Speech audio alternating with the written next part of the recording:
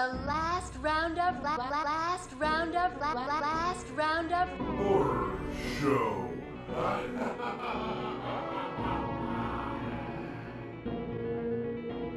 I discovered there is life after death. How do you know? There is a certain mental transference, telepathy that occurs between the vampires and their victims. So let the sun shine in, face it with a grin. Smilers never lose, and frowners never win. So let the sun shine in. Let's get into these movies. All right, this is the last round of Horror Show. I am Frank. With me, as always, we got Jason Miller back in the fold. There he is. Hey, With me as sometimes. With me as occasionally. And then we got old John Walmsley in the cut. Oh, John Walmsley. The new face of fear or whatever it is. What are you going up for? We're going to talk about that. We're going to talk about that in a little bit. All right. I tried to vote for you again. It told me I had to wait 22 hours. It said something about double votes or something. I don't know. I couldn't. It's confusing. So it's part of a charity too. Like you can pay for voting. I was wondering why I was trying to get my money. Yeah. Wait a minute. I'm just trying to give you a little boost here. Hey. What are they, politicians? Anyways, we also got Ray McGuff here. He's in the cut. There he is.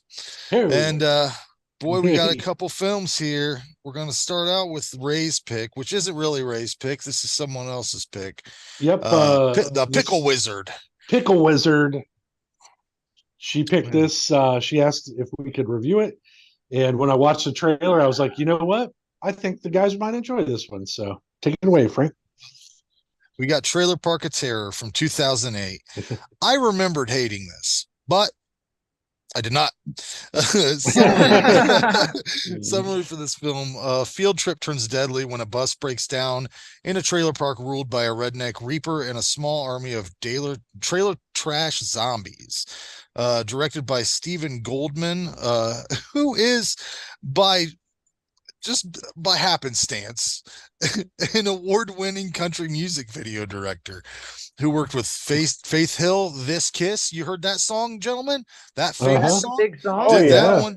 He also worked with Brooks and Dunn, Shania Twain, but one of his first credits is he did the interview introduction segment of Two of One, a Metallica video. Jason, I know you had it. The Lars interview. That's his first thing he ever did, was the Lars interview on that. Wow, that's cool. Which I can only imagine is hilarious. Is it funny? Lars is funny to me. I love hearing I don't remember that. I love hearing him talk about shit. But this is written by Timothy Dolan. Why don't we go ahead and start with you, Ray, since you brought this to our world?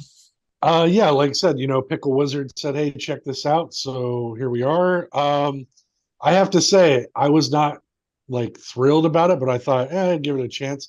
But this was honestly my kind of trash. Like, I had fun watching this movie. I thought the story was pretty fun. It was an inventive way to have crazy undead people in the trailer park. And I liked it was like a devil parable, kind of, like the devil, it's a deal with the devil scenario, Mm-hmm. And that's who fucking Trace Adkins was supposed to be. Trace Adkins was the devil. Oh yeah, for sure. Okay. Yeah.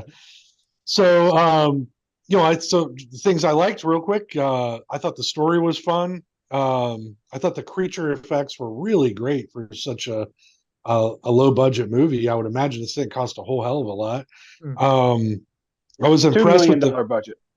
Yeah, so not terribly large. I was impressed by the weird and fun music with the grungy style. It seemed to go right in. I love the musical breaks. Like, normally I don't like that kind of stuff, but it made me laugh and it was cool. It went along with the things that were happening, It really felt like like everybody involved was having a good time making this movie, and that came through. The acting isn't like pinnacle acting, but it's really solid for this kind of movie. The characters you like to hate them. And so, or at least for me, I They're was all like, well, I very can't wait to hateable.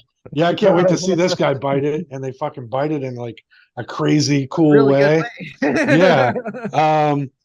I felt that the exposition with the cowboy devil, Trace Atkins, we said, could have been a little longer, maybe like that whole scene might Yeah. have played Yeah, existed, right?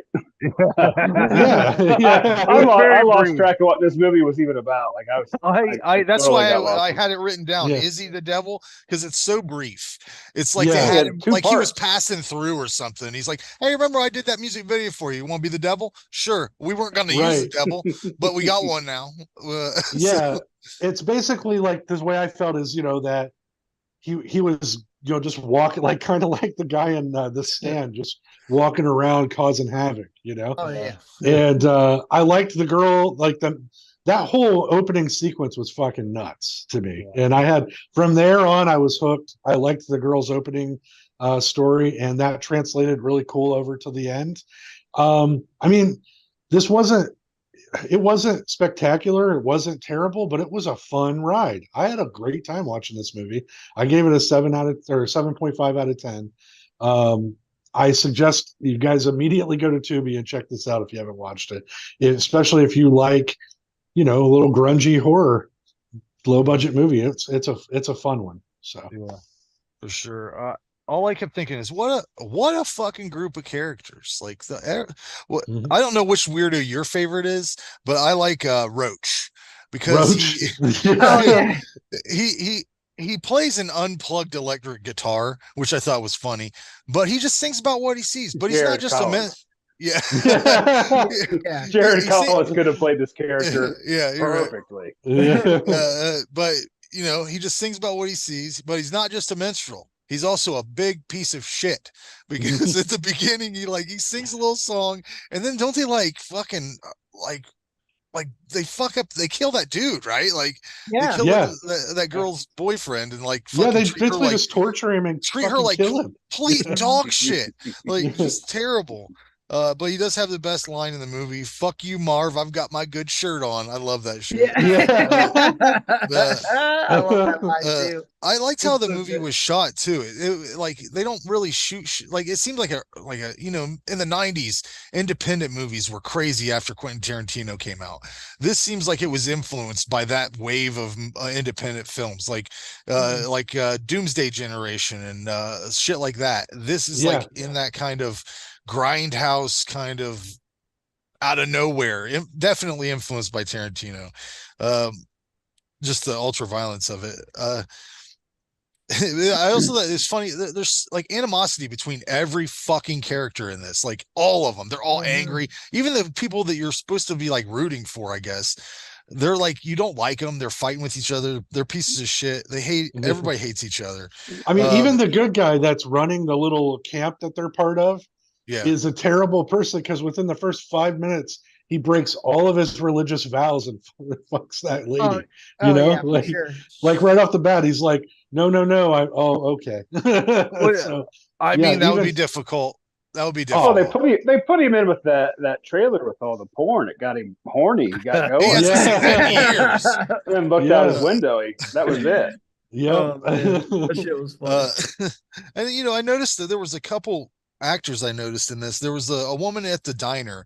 Did any of you recognize her? The woman that was behind the diner counter. Oh yeah. She got one of them faces. She's in My Name is Earl. She's Patty the daytime hooker. She's like a reoccurring character. But then the other dude that I recognized was Cody McMains, who was in Not Another Teen Movie. He plays like the fucking Corey Haim / Judd Nelson character in that movie. I love that movie, but he gets fucking killed really brutally by the Asian masseuse ghost or zombie, whatever the fuck she is, zombie. Oh yeah. That was a cool get up too. I thought was pretty cool. Oh yeah, she was creepy. Yeah. Yeah, she was real creepy. I mean, real creepy.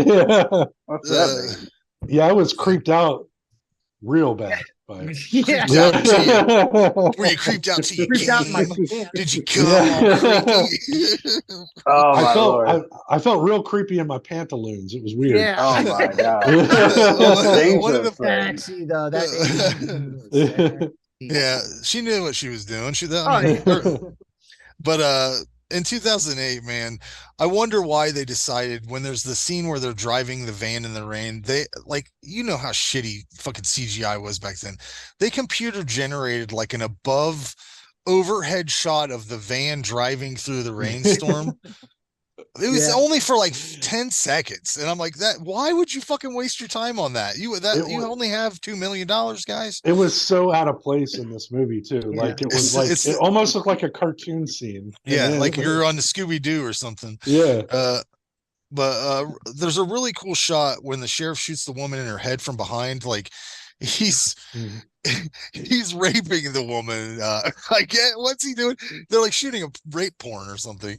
Yeah, And, with like a barbed wire bat. Yeah, and he like shoots her, and that's the exact kind of shots that I'm talking about that seemed like that 90s grindhouse. But the blood splatters on her daughter's face, and just really cool camera moves and editing. I mean, for how much money they had, they did a lot of shit here. Yeah.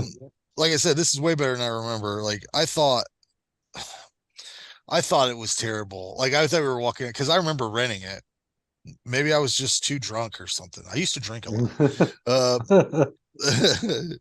But I thought it's campy. It's a stupid concept with great looking gore sequences, solid makeup. I gave it an 8 out of 10. And if you want a good double feature, pair it up with 1001 Maniacs side by side. That's a good combo. 2001. Yeah. 2001 Maniacs. Oh yeah, the one with Robert England, that one. Yeah. Not the sequel with Bill Moseley. That one's a piece of shit. The original. All right, who's next? I'll go for it, John.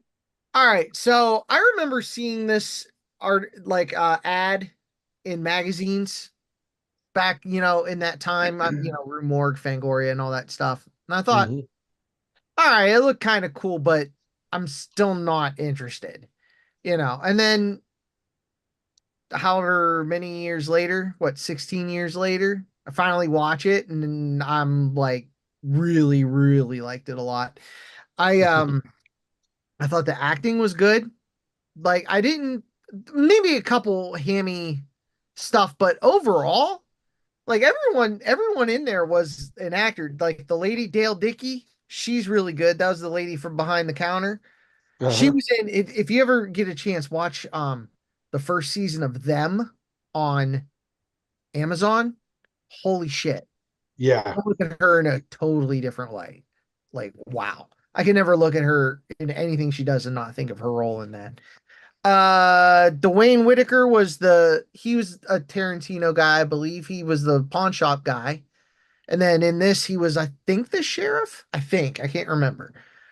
Priscilla Barnes was the mom, right? So, and then she was, this is like when did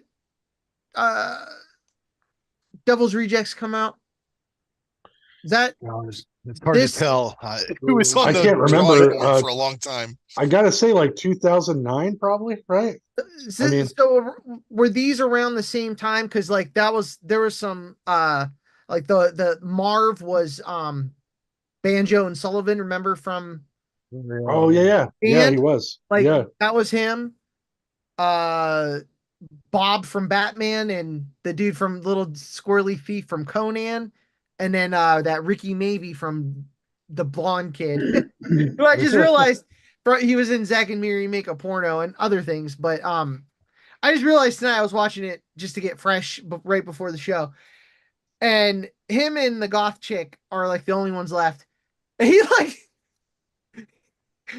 the Marv comes at him and he like pushes her out.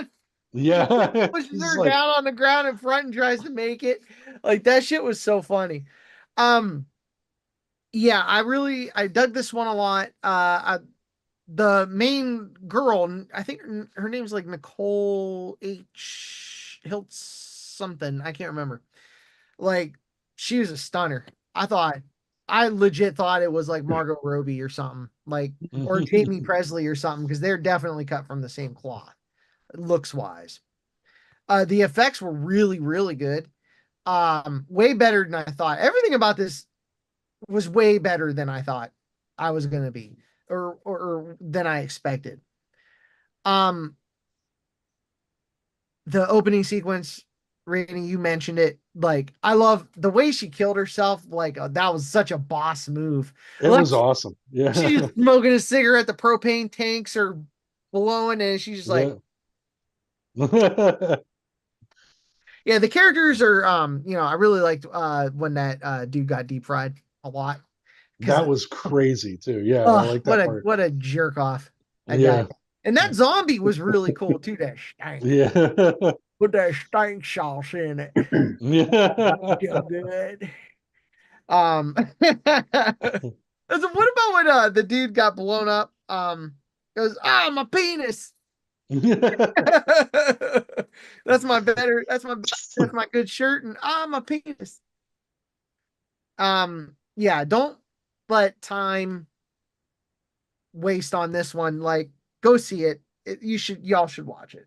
If you waited to watch it like I did, maybe I wouldn't have liked it like you, Frank. Maybe I wouldn't have liked it back then. Anyways, like I wasn't interested enough to watch it, but now I was made to watch it and I really enjoyed it. So I ended up giving it. They need to have better cover art for it or something. Like it looks. It's not even that it was bad. It was good art. It just looked kind of cheesy and it just like leads you to believe it's gonna be bad. Like, Yeah. What'd you give it? I cut you off. Give it a 7. I really dug it. Nice. Yeah, very, very good surprise. Jason. Okay. Yeah. So this is pushing the limits of what I enjoy. I watched the trailer real quick, and that's when I asked who picked this movie, because I assumed it was. Thought it was me. Who? Me. Who? Yes. Yeah. So I didn't know who was picking movies, but anyway, yeah, I kind of draw the line at full moon. Like, whatever budget they're working with, that's about the bottom of the barrel for me. The first 50 minutes of this movie is kind of painful for me. Like, it's that's when it seems like the acting is bad. Like when they're trying to be human beings.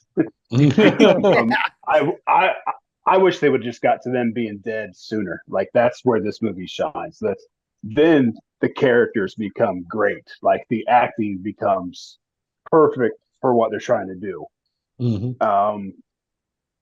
The effects looks great. A couple cool parts for me was the Asian girl when she snaps his spine through his back. Yeah. And then starts chasing the dude down through the hallway and stuff. Like, that was some really cool shots, little fast editing. That was pretty impressive, actually. I thought the editing and obviously good. The guy stepping on the landmine when he blows himself up, he's still talking, and even later when they're trying to like staple him back together, like line after line, it's like perfect. Like, I don't know if that stuff. It was all written or some of that was improv, but it just felt it was really good, really surprising. The music's fitting, very entertaining movie.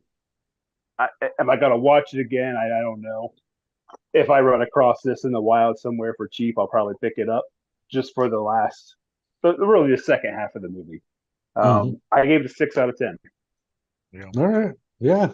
Yeah, I think you're right though. I think that if the beginning of it, when they're normal people, if they weren't the same crazy fucking people they are when they're zombies, they're the exact same level of crazy asshole. Like, it doesn't make there's no jump. They're just green and shit now. They're rotting. They're just because they are that's kind of why I liked it. They're cartoonish. Like how fucking crazily immoral they are. Like, they're just terrible fucking people from beginning. But let's be